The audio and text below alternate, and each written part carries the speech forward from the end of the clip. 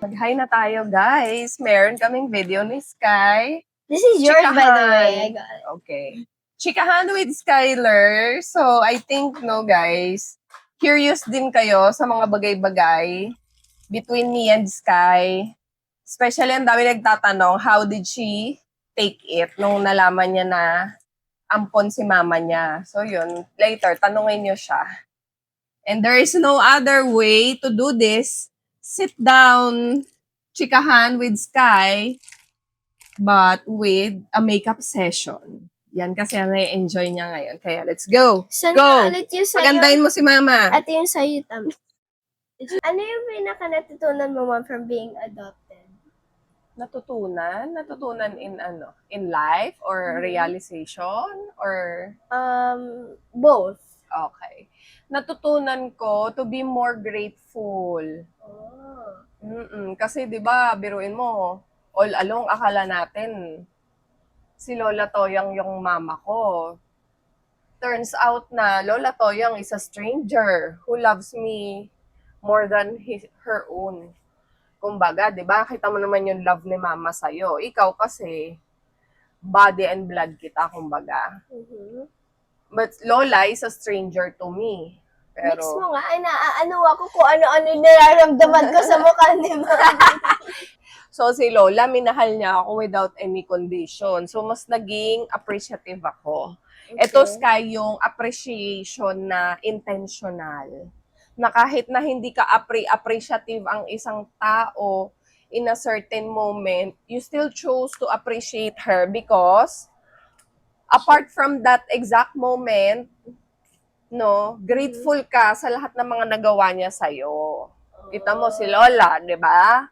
She's not in her best condition ngayon. But, you know, mas lalo ko siyang na-appreciate. Not only because hindi na siya able, but behind that is, di ba, alam mo naman, pinalaki niya si mama. Minahal ng bonggang-bongga. Ano naman yung nilagay mo, anak? Milky Miss Can. Yes. Okay. O, sige. Habang pinapatuyo natin yung face ko, meron ako tatanong sa'yo Yes. na very curious din silang malaman. Mm-hmm. Remember that night, pagkabalik mo galing Japan, Yes. sinabi namin sa'yo ni Daddy Very. kung ano yung nangyayari. Mm-hmm. I am still curious ngayon kung ano yung una mong naisip and how did you feel? Because I just saw you crying. Mm-hmm. You cried. Mm-hmm. Yung naisip ko, syempre nagulat ako kasi syempre parang unexpected nun kasi my whole life na believe ko na si Lola Toyang yung grandma ko tapos nanay mo talaga siya. Mm-hmm. So nagulat ako kasi syempre, yung ano na yun na realization na hindi pala talaga siya yung totoo kong biological lola. And hindi ko talaga siya like, parang kakilala. Or hindi ko siya ka-blood. Parang gano'n. Pero, ano din ako, kasi nakita ko na kahit di ka niya anak na like blood related, kahit hindi kayo blood related, inalagaan ka niyan, she still took care of her. So ngayon na kahit siguro hindi niya to parang like naintindihan? Naririnig. Mm-hmm. I wanted to thank her, kahit hindi ko man sabihin sa kanya in personal na kahit ano na thank you lang naman na inalagaan ka niya and hindi ka niya pinabaya. Nagbago ba tingin mo kay mama nung nalaman mo na adopted ako? Hindi. Pero nakikurious ako. Kasi syempre, nagsispiral nga yung isip ko. Kasi paminsan, lalo na ngayon na hindi natin alam kung sino yung totoo mong mom, kung ano-ano na yung naiisip ko na baka mamaya si Lola Lisa, yung mom ni Dad, nagkaanak pala, tapos may pinaampon siya, tapos ikaw pala yan. So, anong nangyari? Naging kapatid kayo. Ay, iba talaga, no? Pagbata, very, very, ewan ko sa'yo, anak. But, okay, doon sa pagiging nanay ko sa'yo, ano yung naging tingin mo sa akin ngayon? mas loving ka. And Oh? mas, parang, mas naging understanding ka ngayon. Lalo na sa mga situations na mahirap. Wow, okay. Sarap naman pakinggan. Di yan eme, ha? Hindi nga. Anong gusto mo mangyari ano yung una mong gagawin kapag na-meet mo na yung mom mo? Hoy, may ganon? Mm. Okay, sige. Ang una kong gagawin, syempre, kakamustahin ko siya. Honest to goodness. Mhm. Alam mo naman si mama, introvert si mama. Mhm. Tapos awkward pa yung ano na yon, yung moment na yon. But Mhm. I guess no, kakamustahin ko talaga siya. Tapos gusto ko makipagtsikahan sa kanya. Parang ganito. Tapos tanungin ko kung kamusta siya ngayon Mhm. Mhm. and kamusta siya noon. Okay. Yun. So, may questions ka ba? Kung nandito siya ngayon, kung nandito siya ngayon, let's say, ano yung gagawin mo? Ito, si Sky, parang pang-boy abunda yung tanungan eh. Dali na. So, kung nandito siya ngayon, syempre, sasabihin ko, kamusta na po kayo? Kung natatandaan niyo po ba nung taong 1988, December, meron kayo ipinanganak sa hospital. So, ako yun. Ako yun. And, Ganon ka ayan ba? eto na po ako ngayon. Okay. Tapos? Tapos, syempre, titingnan natin, kamustahin natin siya kung open naman siya magkwento or ganyan. I don't know anak eh, hindi ko din alam kung Okay. ano magiging reaction niya eh, 'di ba? Mhm. So, you know, Sige, ikaw naman magtanong kasi nahihirapan ako mag-isip ng mga questions. okay, ako. Sige. Ako naman may tanong sa'yo. Ah. Paano kung nandito din yung biological grandma mo? Anong sasabihin mo sa kanya? Siyempre, papakilala ka. Hindi, magtatago ako sa room ko. Bakit? Nakakahiya kaya. Siyempre, hindi ko siya kilala. Tapos sasabihin ko, So am I. Di ba? But, di ba, nandyan siya, oh. Ano sasabihin mo sa kanya? sasabihin Papakilala ka muna. sasabihin ko, hello po. Parang, feeling ko mag-hello ako. Tapos, hindi ako yung klaseng person na outgoing kasi siguro iiwanan ko muna kayo mag-usap and then pag kalagitnaan magbabat-batin ako. Oh, may gano'n, may privacy, may privacy moment. Oh, ano sasabihin mo sa kanya? Sasabihin ko sa kanya na wala akong sasabihin sa kanya. May itatanong ka ba sa kanya? May gusto ka ba malaman? Oh, ano gusto mo? Siguro matatanong mo na to sa kanya. Mhm. Pero kung hindi mo man matanong, siguro tatanungin ko, bakit mo ba? Feeling ko talaga tatanungin mo to sa kanya. Or sometime mabibring up to yung question na to. Pero kung bakit kanya Pina-adapt. or bakit kanya na lang na hindi parang i-abort or bakit ka na lang bakit mas pinili niya na ipa-adapt ka na lang. Na kahit may iba pa naman siyang pwedeng gawin. Wow, okay. That's a very interesting question. Yun. Na hopefully, no, malaman natin yung mga sagot. Pero may isa pa akong question sa'yo. Oh, sige. Kung ikaw may chance ka na hanapin siya, hahanapin mo ba siya? Oo naman, di ba? Sabi ko naman sa'yo. If God wants me to find her, He will again make a way and magre-respond si mama wholeheartedly, in good faith, with full trust to God, di ba? Na He will make all things possible for the goodness of all. Okay. Sige. Yan. Yan. Okay. So, may question pa ako sa'yo. Dami sige. Who made you feel the most love growing up? Or kanino mo naramdaman na belong ka sa pamilya mo most? Most Close. meaning isa lang. well, di ba sabi ko naman sa'yo, they all made me feel love. Pero yung talagang love na love na love na love Na na parang love, na-feeling mo na in-include ka nila and talagang hindi ka nila Ano kasi parang yan eh. minake na outsider or napapeel sa'yo na outsider ka. or wala something. namang ganun, Sky, na nagpa-feel sa akin na outsider. Mhm. Pero doon sa hierarchy ng love, Mhm. tricky kasi growing up kasi iba't iba ng level yan eh. Mhm. Alam mo, nung little girl pa si mama, Mhm. I believe, daddy's little girl. Oh. Maka-daddy ako, anak. Maka-papa ako.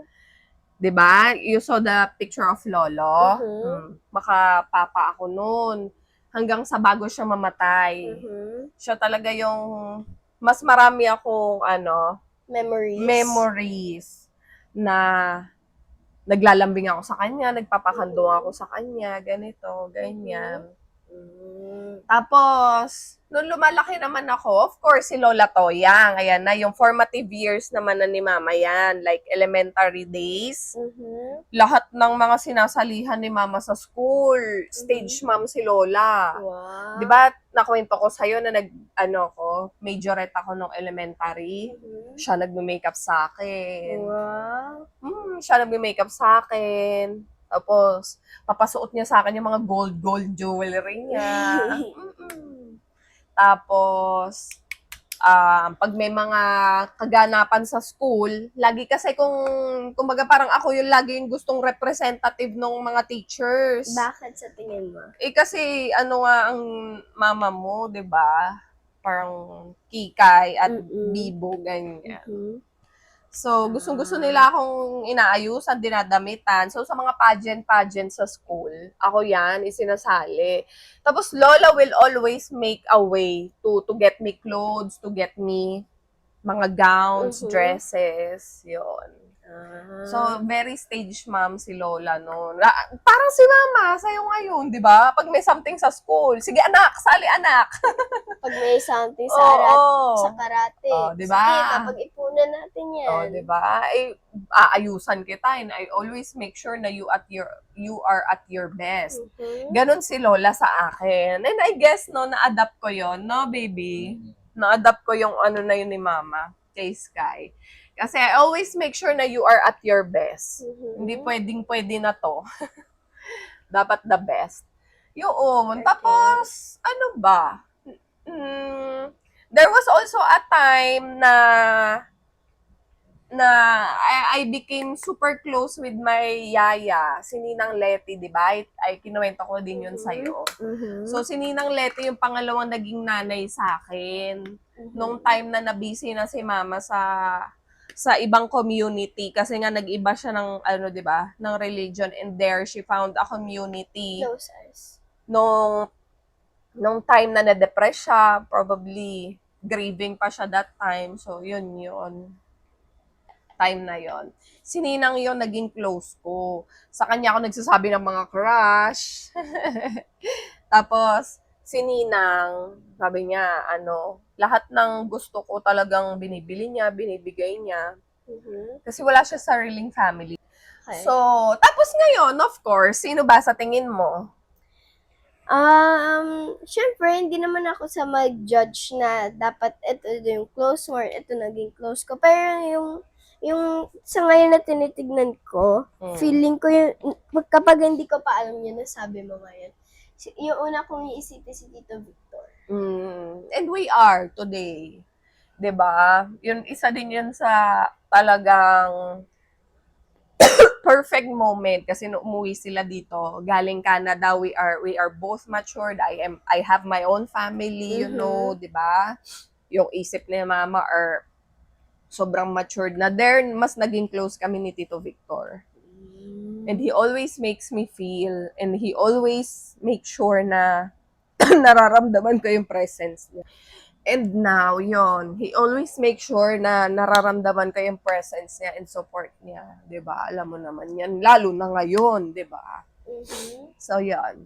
Ako, Sky, si Mama naman magtatanong. Because ngayon, 'di ba, lumalaki ka na we are very open to you, me and daddy. Hindi Mhm. lang lahat ng masaya, pati lahat ng masakit, lahat ng Mahirap. mahirap, you are aware and we process it as a family together. Mhm. So sa paglaki mo anak, ikaw ano ang gusto mong maalala sa Kapag family natin? yung Yung best memory natin with our family. Pero ano yung best memory na yun para sa'yo? ngayon, Mm. siguro, iba yung ngayon, ito yung isasagot ko. Pero siguro paglaki ko, there's more to come. It will be a different answer Mhm. na. Pero ngayon, as Ngayon. of what I know, siguro, yung, eto, feeling ko very, ano to sa akin eh, very memorable to sa akin, very, memorable. Memorable. Sumagot ka na, bilis. Yung birthday ko, Mm. yung may sakit ako, tapos yung umiyak tayo lahat. Hindi ko lang sure kung ito pa isasagot ko paglaki ko, pero ito yung isasagot ko ngayon, yung nung nag-birthday ako, tapos yung parang mag-8 ata ako nun, or magna-9. Ba yun? Yeah, I think somewhere that age. I think magna-9 ako nun. Yung umiyak tayo, tapos bumili kayo ng mga gifts ko sa Dr. DIY. Ay, sa Dr. Mr. DIY. Tapos nag-iyakan tayo, tapos sabi niya na wala kasi kayong masyadong ma-afford, gano'n. And I feel like as a kid, na-understand ko yun. So, I'm very proud of myself na na-accept ko yun, kasi kung siguro nung hindi pa tayo nakakapag-connect talaga, siguro masasad ako, tapos magtatampo ako sa inyo kasi wala kayong gift na nakuha sa akin, gano'n. Pero ngayon, I feel like it's perfect din naman na nangyari siya nun, kasi ngayon mas na-understand ko na ngayon yung nafe-feel ko, and mas nakakapag-connect na ako sa sarili ko. So, okay, may follow-up question ako dyan, anak. Given that you mentioned that, I think you understand the importance of family. Di ba? Kasi that time we don't have money. We didn't even get to celebrate your birthday, di ba? Maliit na cake lang yung bigay namin sa'yo noon. So, you both experience the life of having something and none. 'Di ba? Ano yung ano mo doon? Ano Mas yung ipa-prefer? Oo, ano yung mas ipa-prefer mo doon? Siguro yung the life of having not a lot of things, pero parang mid. There's birthdays na meron na akong makukuha, there's birthdays na wala akong makukuha, merong times na madami tayong food, merong times na kailangan talaga natin magtipid, gano'n. Pero, siguro kung tatanungin ako, the life of having none. Why? Kasi nung dati, nung hindi pa kayo nila daddy, gano'n, ang dami nating mga pagkain nun, ang dami nating full stock tayo lagi. Pero kayo naman, hindi kayo masaya, hindi kayo okay, gano'n. So, kung i-ask nyo ko in personal, the life of having none, pero kung non-personal, mid. Kasi kung masaya naman Because tayo, personally, when you have nothing, why do you still choose that situation in spite of having nothing? Kasi, kung, kapag wala tayong mga gamit, or wala tayong like, extra money, gano'n, doon tayo parang nagsa-shine, doon tayo mas nagko-connect, gano'n. Huwag ka naman iiyak, ang tagal ko nung makeup na yan. Ninanamnam ko yung sinasabi mo. Pag ikaw talaga umiyak dyan, iiyak din ako. Nung time na, kumbaga, nung time na salat tayo. Doon tayo mas nag-connect, di ba? Doon tayo mas naging masaya, ganon. Doon tayo mas naging connected to each other, ganon. So, feeling ko, kung tatanungin mo ko personally, mas pipiliin ko yung the life of nothing. Yung wala tayong masyadong pero happy tayo. Pero, syempre, And paminsan-minsan. that made you happy? Why? Kasi masaya tayo, tapos mas connected tayo as a family. Pero, kung tatanungin niyo ko, syempre, masaya din yung meron tayong mga pagkain, nagsastock tayo, nagbibili tayo. Kasi, Masarap din yun. kasi yung mga takaw yung mga bulati niya. Kasi kumakain yung mga bulate ko. Masaya ako, masaya yung mga bulate ko. Sabi ko na eh. Win-win. Kasi mahal na mahal nis kayo mga bulate niya. Kaya importante sa kanya ang food. Yes. Anyway, I'm proud of you, anak. Kasi, alam mo, you found the joy and the importance beyond material things and yung worldly comfort, 'di ba? 'Di ba? We don't just grow as a family. You don't just age up with Cloudy. 'Di ba? Sure, We also grow in love, in respect with each other, in understanding our woundedness, 'di ba? Tayo ni Daddy, ikaw, si Mama, 'di ba? How did you grow? I mean, ikaw, do you love God more now na nasa ganito tayong sitwasyon? Yes. Or, 'di ba? Naalala mo dati na si Mama, lagi kong pinapakilala sa inyo ni Cloudy, sino si Jesus. And now, nandito ka na sa point ng life mo na Kilang-kilala ko na siya. oo, at saka yung ikaw na mismo yung nakakaramdam sa kanya. How was it for you? Nung dati, actually, to be honest, super tinatamad ako magsimba. Lalo na nung pinipilit niyo ko na kailangan ko magsimba, ganon. Masalo akong ayaw magsimba. Kaya dati, guys, kung nakikita niyo ko sa simbahan, sarap ng tulog ko na. Lagi akong may secret spot na nalalaman. Yung, meron kasing, yung para diba doon sa likod ng upuan niyo may sandalan. Ako, lagi ko ginagawa. Gumaganon ako dun, tapos nakakatulog ako. Ngayon, mas na-feeling ko nakaka-connect na ako kay Jesus. Because, why do you think? Kasi, ngayon na na pinapabayaan mo na ako na to be me, doon ko siya mas nararamdaman na ginaguide niya ako. Ganon. Paano mo nararamdaman na ginaguide ka niya? O that He is present in your life personally? Dahil inaano niya, parang kahit na mahirap yung pinapagdaanan natin, parang nagbibigay siya ng mga gifts doon. Parang, kunwari nga, yung sa shop, yun nangyari, nakuha yung gamit, sabi ni Jesus na masyado na to close sa mga hearts natin, dapat kukunin niya na. Sabi niya, syempre, nasa sad din siya na makikita tayo na sad. So, sabi niya na, sige, magbabalik ako. May choice tayo na kunin yung half or kunin yung buo. Siguro, kung kayo, hindi kayo masyadong kay God, kukunin niyo yung buo kasi syempre, close yun sa heart niyo. Pero kung close kayo kay God, mas pipiliin niyo yung half kasi alam niyo na hindi kayo mas magiging attached doon kasi alam niyo na kinuha na siya ni God for a reason and that reason needs to stay. Parang that reason needs to stay a reason. Parang ikaw, ano sa tingin mo yung reason ni God? Bakit niya hinayaan mangyari yon? Kasi we were getting parang too attached to the shop and too comfortable. Parang gano'n.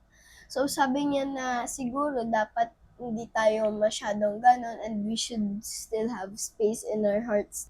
Can you curl your lashes? Oh, sige. Kasi, Curl wag yan.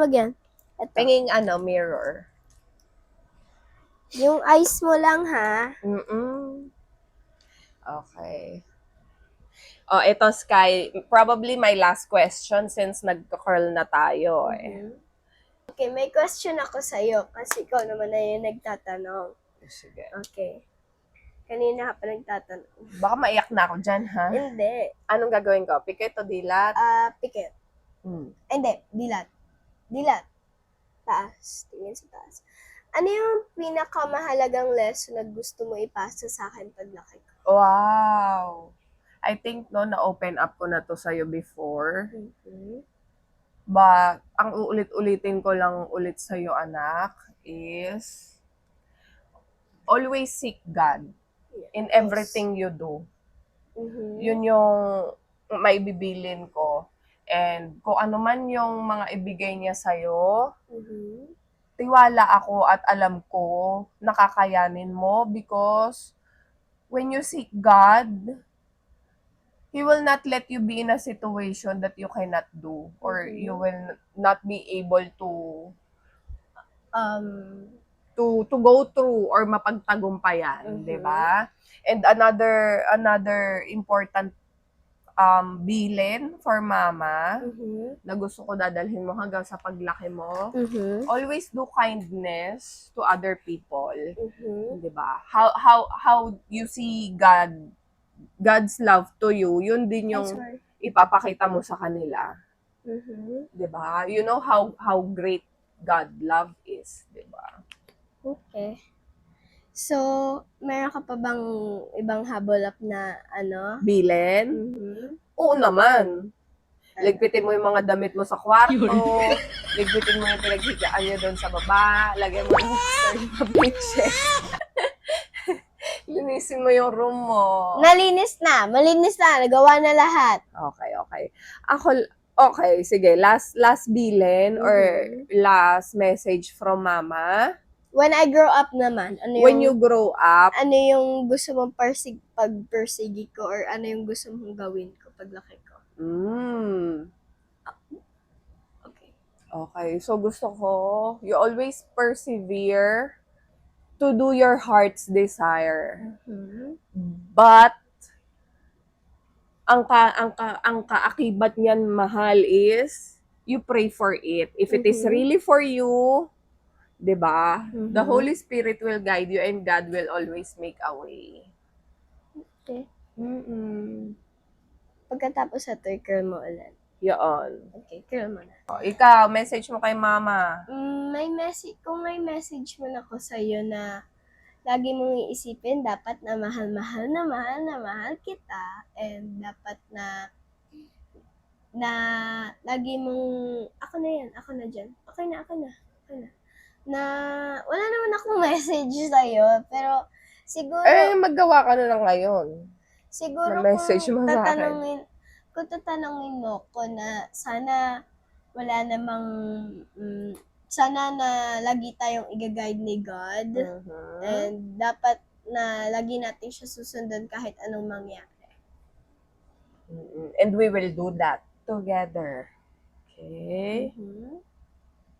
Thank you, anak. Okay. Wow! Ready to reveal na ba tayo? Hindi pa. Last Dali, na. tapusin na natin. So, meron tayong icebreaker, ganun. Okay, So, icebreaker. Icebreaker. So, kukuha tayo ng isang picture and then i-react natin kay la mami. Gusto mo i-try yan? Plumper. Wag.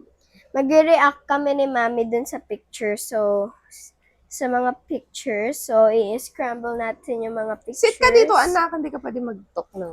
Okay. So, scramble tayo. Ako magpipick ng picture. Sige. So, na i-scramble natin. I will ask you what do you think about Okay, it. sige. And then, So, ikaw dalawang mag-pick. picture. Kuha ka dalawa.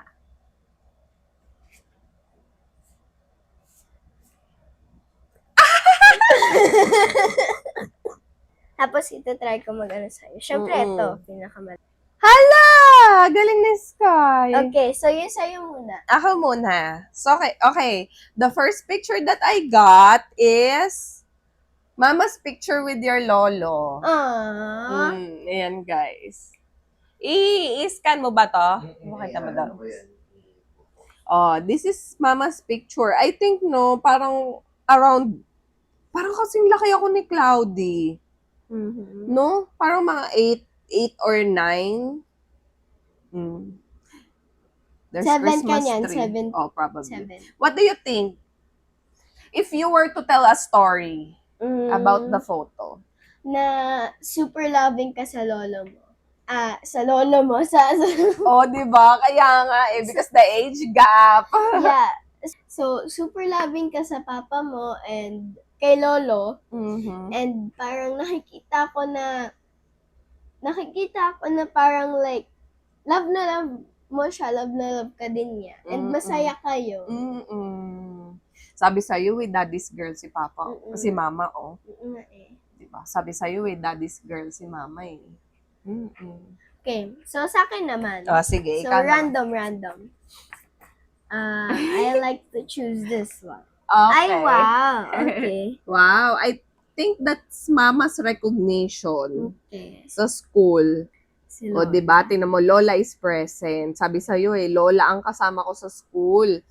Si Mama ang palagi kong kasama sa school pag may mga ganap. Mama grew up in a Catholic school too. That's why me and Daddy worked hard para ma-transfer kayo ni Cloudy at madala kayo sa Catholic school na talagang alam namin na pagsisimula ng napakagandang seed na later on magbe-bear ng good fruits. And ayan na nga, 'di ba? Yung mga seeds is nagbe-bear na nga siya, nag-grow up na siya. Okay. So tingnan mo, that's sister something. I forgot her name. Okay. Anyway, so, ikaw, mag-talk ka. Talk! Oh, yun nga, 'di ba? Sabi ko sa'yo, Lola, nandun palagi si Lola in everything I do in school. Recognition, pageant, mga meeting, of course, mga kaganapan. Pero, kung meron man one thing na hindi nakapunta si Lola sa school, ayun ang sa principal's office. Kasi never ako naipatawag sa principal's office. Wow! Sana ako din. Oh, hindi Joke naman. So, ako naman na napansin ko, Mm. same kami na shoes ni Mami. Yay! Same kami na shoes Oo ni nga. Mami. Pares tayo ng taste, ano? And then, same tayo ng tali. Nung bata ako, nagaganyan din ako na tali. Oo, Okay. ako gumagawa sa'yo. Okay, Okay, so ikaw next. naman. Tada! Alam mo, Mami, ang puti mo. kaya nga, alam mo, na-realize ko ngayon, mas magaling ka pa mag-makeup kaysa dun sa nag-makeup sa akin nung ko, JS Prom. Sana ikaw na lang nag-makeup sa akin. No? Ipapakita yun ni Papa dun. Ang puti ng mukha mo. Girl. Kung pwede lang i-zoom eh. Oo nga, zoom mo nga. Wala, hindi na i-zoom eh. Maputi na yata yung mukha, one-liner pa yung kilay. Ala, parang mas mataas tong kilay kaysa dito. Uy, grabe mo yung niya na, pagka usisa yung mata mo ha. Pero, yeah, this is my JS prom. 'Di ba?